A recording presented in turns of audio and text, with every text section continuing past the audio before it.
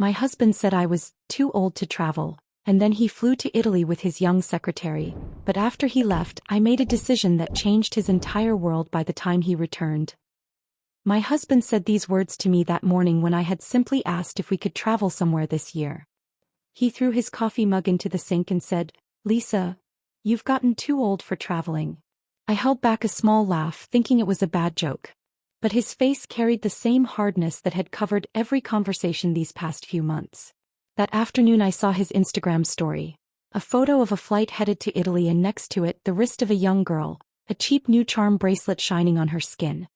His caption read, "Finally, a real vacation." I watched it 100 times but I didn't scream or break. Something inside me simply went very quiet. We lived in Dayton, Ohio in a small 2-bedroom house we still didn't fully own even after 20 years of marriage. Mostly because he kept quitting jobs and my medical bills always drained whatever savings we had. I worked at a grocery store, the cashier chair so stiff my back felt like it was on fire every night, but I never complained. Yet that day something shifted. It felt as if my spine suddenly grew a steel rod. That night I emptied the entire closet.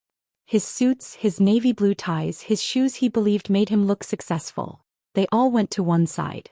For the first time I sat in that house and wondered if it was ever really mine, or if I had just spent years cleaning the corners of his life. Hours passed. The March wind slipped through the bottom of the door, and I felt like a woman who had finally opened a window that had been stuck shut for decades. The next morning I went to the local credit union. We didn't have much in our joint account, but whatever was there I moved into my own. I took back my maiden name, the name I had worn with pride after my mother died years ago. The clerk tried to explain that this was a big step, but I simply said, "It's just overdue, honey." For the first time my voice didn't shake. Then I went to a real estate office, the same place where my neighbor Janet worked.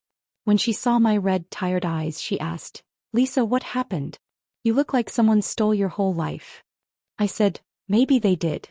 We couldn't even laugh at it. I didn't tell her the details, only that I needed to put the house on the market immediately. She was stunned but didn't push. In Dayton, people sometimes respect your pain before they try to understand it. A buyer came quickly, a young couple purchasing their first home. While showing them the backyard, I lied and said the place held happy memories for me. The truth was, loneliness had spent more time there than I ever had. On the day I emptied the house, I left my wedding ring on the kitchen counter. I had never taken it off before, but now it felt like a weight I no longer needed to carry.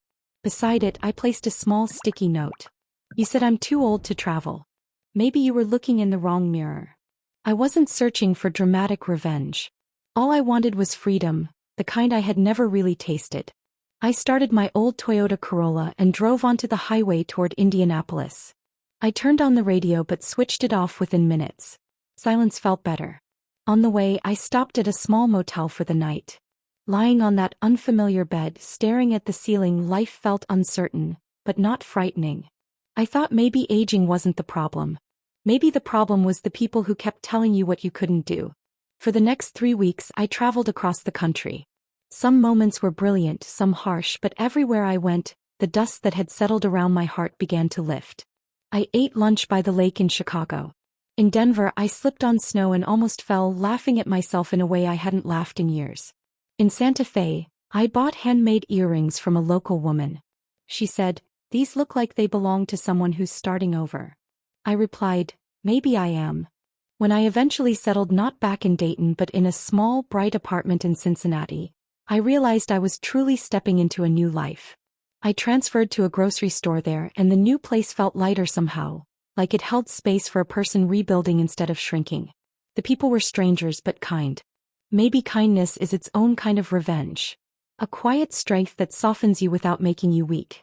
One afternoon there was a knock at the door. When I looked through the peephole, it was him. Same jacket, same arrogance, but with a flicker of unease in his eyes. He said, "Lisa, what the hell did you do? The house, the accounts, everything, gone." I opened the door halfway and replied just as coldly, "You went to Italy." "I went home." He stared stunned. "I thought you'd wait." I cut him off. "That's the problem, Mark. You always thought I was sitting on pause in your life. But I moved too. I breathe. I change." He swallowed, his voice suddenly small. "So, is this it?" I nodded. This was it a long time ago. You just never saw it. He left. And for the first time the sound of him walking away felt like a blessing, not a wound. I didn't need his apology or his regret. Sometimes revenge isn't about punishing the person who hurt you. Sometimes revenge is letting them see the woman you've become. The woman they could never stop with their smallness or their fear. That night I sat on my new balcony. The streetlights flickered below. Someone a few buildings over played a soft guitar. I touched the earrings from Santa Fe and felt a strange, gentle brightness in my chest. Maybe I was still the same Lisa. But now I belonged to myself. I didn't stop traveling. I simply began carrying myself to places where I felt enough. Where no one told me I was too old, too tired, or too late to start again. And maybe for a woman my age there is no greater journey than that. If this story meant something to you, if it reminded you that it's never too late to choose yourself, please take a moment to like this video and subscribe to the channel.